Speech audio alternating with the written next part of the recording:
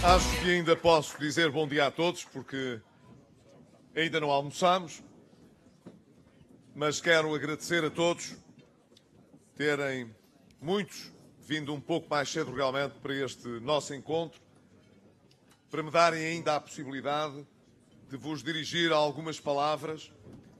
Seria uma tristeza grande para mim poder estar aqui no Alto Minho e falhar a oportunidade de vos dirigir uma mensagem de esperança e de otimismo, como estou em condições de fazer nesta altura.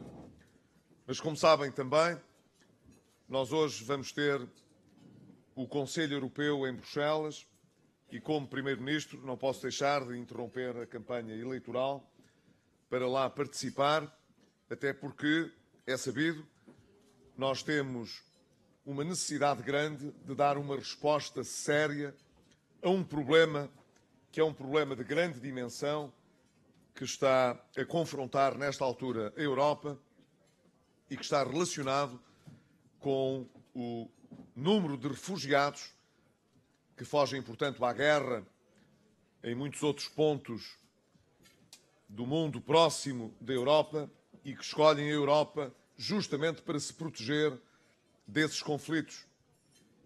E é importante que a Europa possa também dar uma imagem diferente daquela que deu até hoje nesta matéria e ser realmente efetiva e rápida a resolver um problema que é um problema de grandes proporções na área humanitária e que uma região como a União Europeia tem a obrigação de ajudar a resolver, sobretudo porque estamos a falar de uma tragédia humanitária e isso deve mobilizar a ação e a decisão de todos os países europeus e não apenas de alguns, de todos os países europeus. E Portugal também dá aqui um exemplo grande.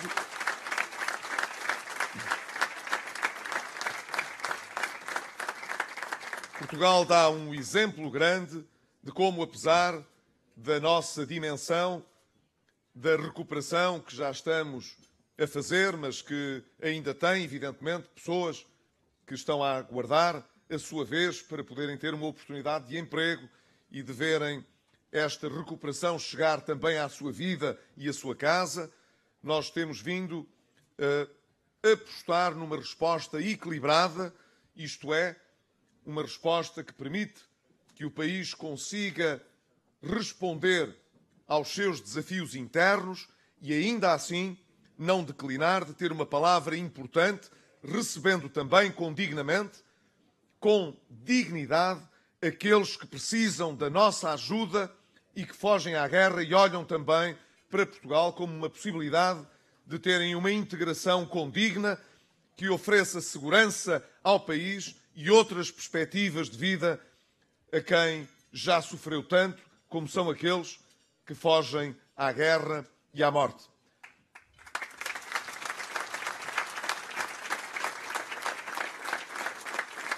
Dado que disponho realmente de muito pouco tempo, não me levem a mal que entre diretamente nas matérias que gostaria de lhes comunicar, mas não sem antes cumprimentar o Dr. Paulo Portas, Presidente do CDS-PP e Vice-Primeiro-Ministro de Portugal, que se juntou agora a nós nesta volta, nesta maratona que temos vindo a fazer pelo país e que hoje apanhou também aqui o Alto Minho, e dar-lhe os parabéns por ter estado em Lisboa hoje de manhã a anunciar um evento da maior importância para Portugal. Nós conseguimos trazer a Web Summit para Portugal, neste caso para Lisboa, para os próximos 3 anos.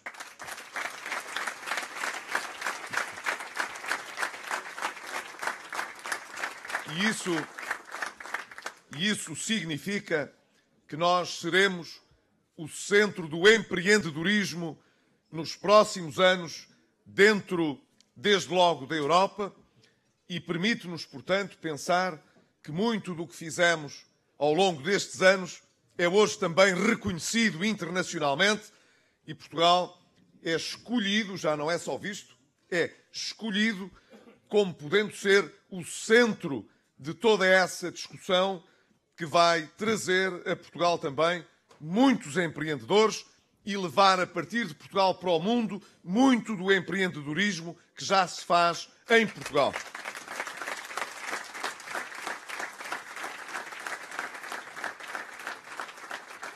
Sobretudo, gostaria de citar uma frase que eu acho que diz muito sobre estas oportunidades.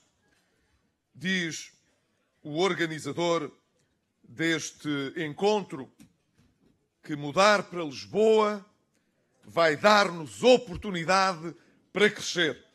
Quer dizer, nós não só temos criado boas condições para Portugal crescer, como há muita gente lá fora que acha que também pode crescer connosco. E isso é já um sinal muito importante para os portugueses. Quero também cumprimentar de uma forma muito especial os nossos elementos que integram as listas candidatas e, neste caso, a lista candidata da coligação aqui por Viana do Castelo. Creio que do lado do PSD e do lado do CDS-PP temos nomes bem consagrados aqui no Minho, mas a lista é encabeçada por um independente que foi proposto pelo PSD e que volta a encabeçar esta lista depois de há 4 anos o ter feito também, o Carlos Abreu Amorim, cumprimento de uma forma muito especial.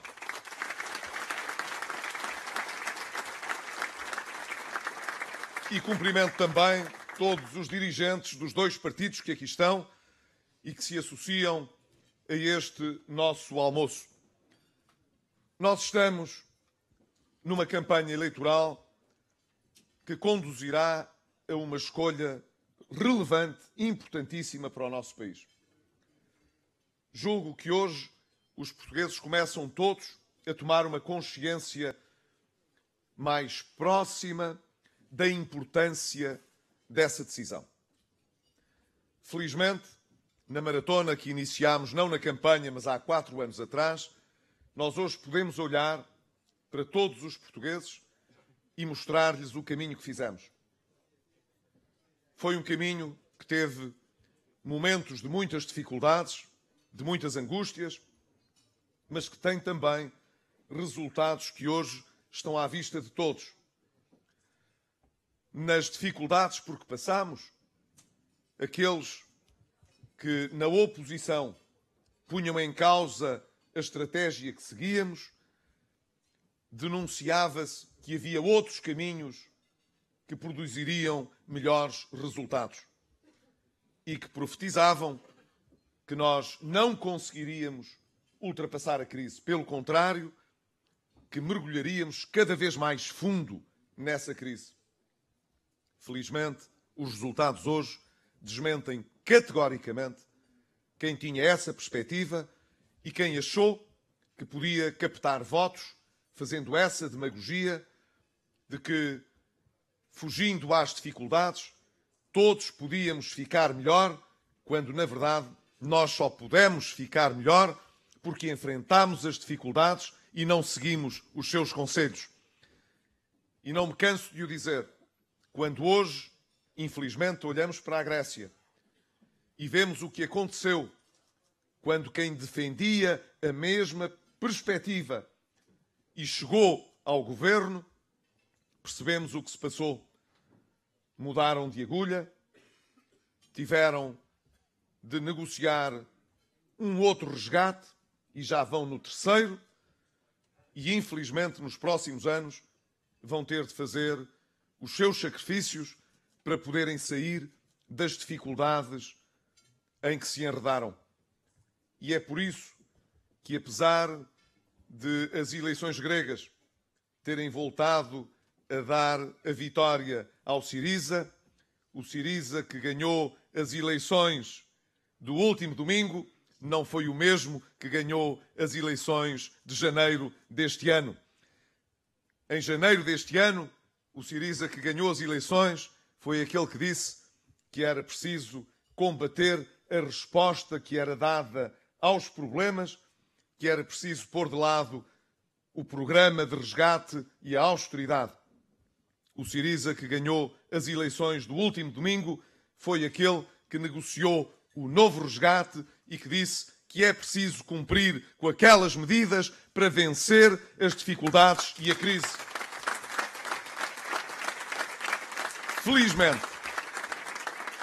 Felizmente, nós não tivemos de passar nem por eleições e por novos governos e por novos resgates para fazer aquilo que era preciso para fecharmos o memorando de entendimento e para termos agora, à nossa frente, nos próximos anos, uma perspectiva de crescimento e de criação de emprego com liberdade de escolha para os portugueses e com uma perspectiva de maior prosperidade para todos. Aqueles que profetizaram a nossa desgraça, pensando que ela lhes dava votos, hoje estão desmascarados junto dos portugueses. Eles sabem, os portugueses, que quem quisesse defendê-los das dificuldades e ultrapassar a crise, sempre teria de fazer, no essencial, o que nós fizemos. E foi porque nunca nos faltou determinação e coragem para fazer o que era necessário, como de resto a todos os portugueses, que nós não falhamos, que conseguimos deixar a crise para trás das costas e que agora, finalmente, podemos olhar para o futuro com uma perspectiva de crescimento e de criação de emprego, como hoje temos à nossa frente. Queremos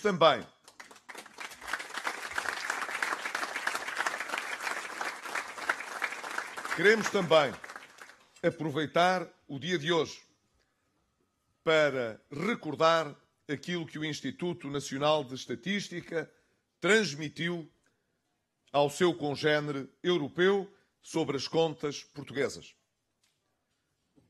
Sei que muitos quererão utilizar essa informação para continuar a fazer demagogia. Mas vamos aos factos. Os factos são o déficit de 2014, naquilo que foi reportado no ano anterior e que tem relevância para cada um dos portugueses, mantém-se. Estatisticamente é reportado apenas o empréstimo que foi feito pelo Estado ao Fundo de Resolução, bem como o valor que os bancos colocaram nesse Fundo de Resolução para que o novo banco pudesse ser constituído. E essa informação de natureza contabilística e estatística foi feita como de resto já se sabia que iria ser feita. Não afeta em nada a vida dos portugueses. Da mesma maneira que quando o novo banco for vendido e estatisticamente se reportar o resultado dessa venda, ninguém irá passar nem melhor nem pior com esse reporte estatístico. Ficaremos exatamente como já estávamos. Com uma diferença apenas, disse-o hoje à comunicação social. É que quanto mais tarde essa venda ocorrer, mais juros o Estado vai ganhar pelo empréstimo que fez. Durante o último ano, foram mais de 120 milhões de euros de juros que o Estado arrecadou por esse empréstimo que fez, e quanto mais tempo esse dinheiro lá estiver, de empréstimo, mais juros nós vamos receber com o dinheiro que há de regressar ao Estado. Os portugueses,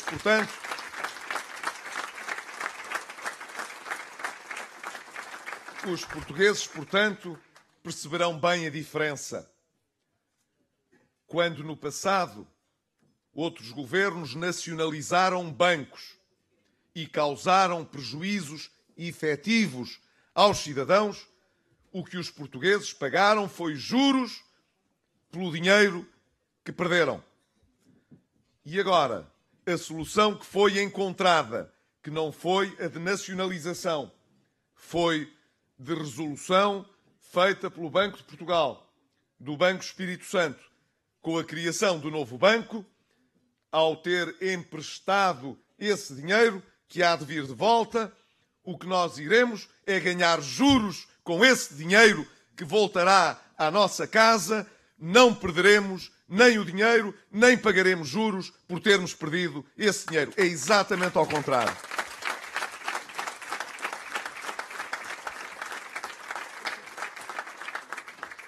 Mas além deste registro estatístico do ano passado, que não altera em nada as nossas perspectivas de futuro, nem tem nenhuma implicação no nosso dia-a-dia, há duas boas notícias que vieram e que eu espero os portugueses possam também destacar.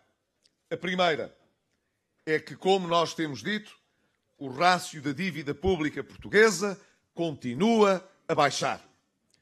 E se no ano passado foi ligeiramente superior a 130% do PIB, estará até ao final deste ano, tal como o INE o confirma, em cerca de 125%. O que significa, portanto, que a nossa dívida continuará a baixar ao longo deste ano. A segunda boa notícia é que, nos primeiros 6 meses deste ano, os resultados em matéria de contas públicas estão exatamente em linha com aquilo que nós apresentamos no Programa de Estabilidade a Bruxelas e ao Parlamento Português. E, portanto, de acordo com aquilo que tem sido a execução orçamental, nós, este ano, teremos pela primeira vez, desde que entramos na zona euro, um déficit inferior a 3% em Portugal. E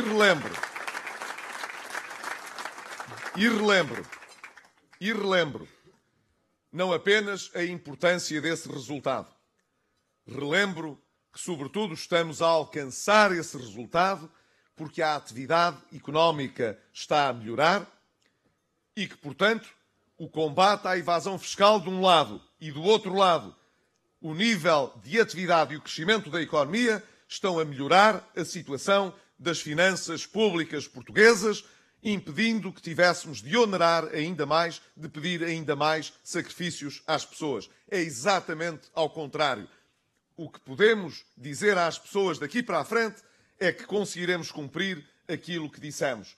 Desagravar o IRS nos próximos anos.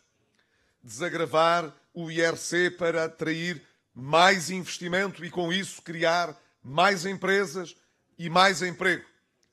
E criar, portanto, uma perspectiva de recuperação económica que seja segura, com melhoria do rendimento dos portugueses, com um futuro que está, evidentemente, bem diferente daquele que nos aparecia há 4 anos, quando recebemos o resgate e o país à beira da bancarrota.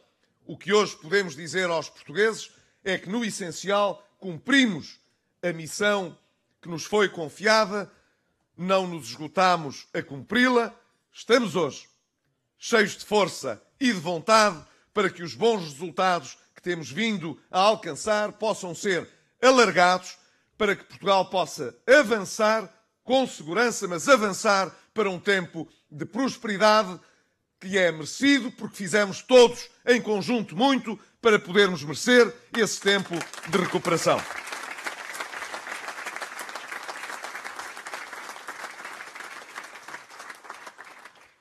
Deixem-me terminar dizendo que tenho sentido todos os dias uma confiança maior nas pessoas que contacto em todo o país.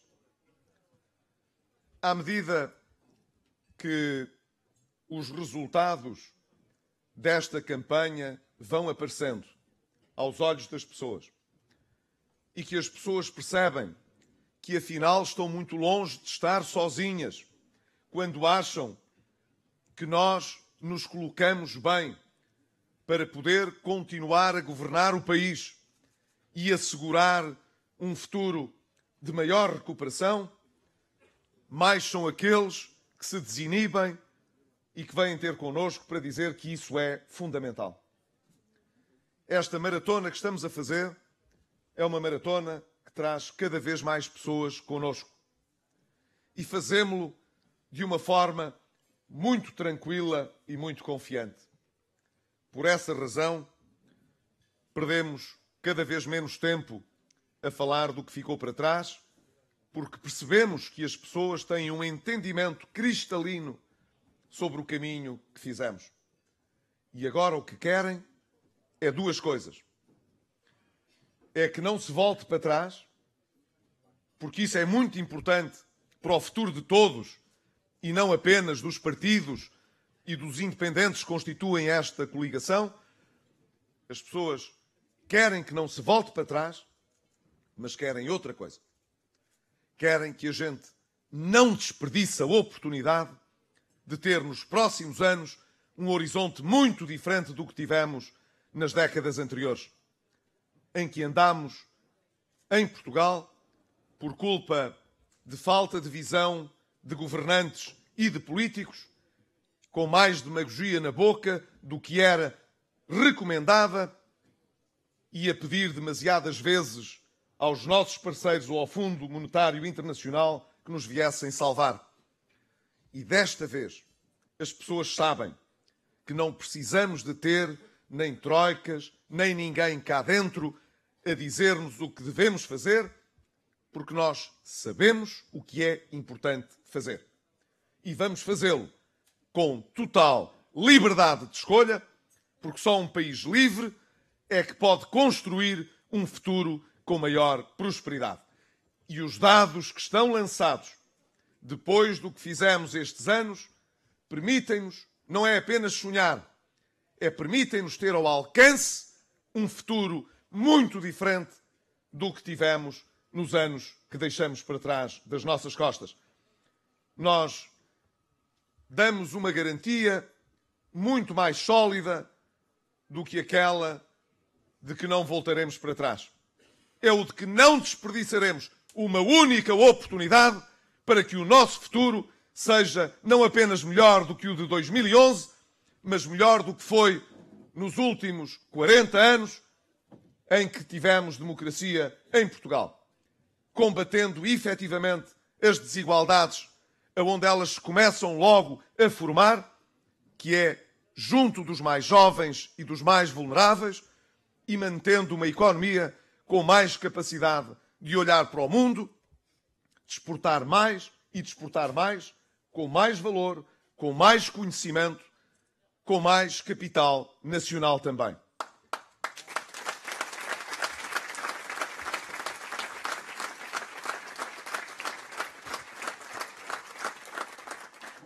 Não há dúvida de que o Alto Minho não fica de fora deste sonho, não de um sonho que se tenha de um dia para o outro, mas de um sonho que nós podemos ir agarrando aos nossos pés, ao piso que tomamos, ao caminho que vamos seguindo. Só vale a pena sonhar com audácia quando acordamos, sentimos que o nosso sonho está ao nosso alcance. E por isso, às vezes, sonhar acordado, com os pés bem fincados na terra, é bem mais importante do que aqueles que sonham platonicamente com o mundo que não sabem construir. Nós temos sabido construir todos os dias um mundo diferente e aquele que ainda temos para construir nos próximos anos pode ser muito melhor do que aquele que temos hoje. E isso só depende da nossa escolha, da vossa escolha e da escolha de todos os portugueses. Mas quero dizer-vos que eu e o Dr. Paulo Portas, bem como todos aqueles que têm integrado este governo nestes anos, nós sempre confiámos nos portugueses e hoje só temos mais razões para confiar mais ainda. Por isso eu sei que aquilo que vamos escolher nestas eleições será um futuro bem melhor do que aquele que outros no passado nos prometeram. Mas fizemos por ele e todos os portugueses continuam a fazer por esse futuro nas próximas eleições, estou certo. Viva Ponte Lima, viva Viana do Castelo e, sobretudo, viva Portugal!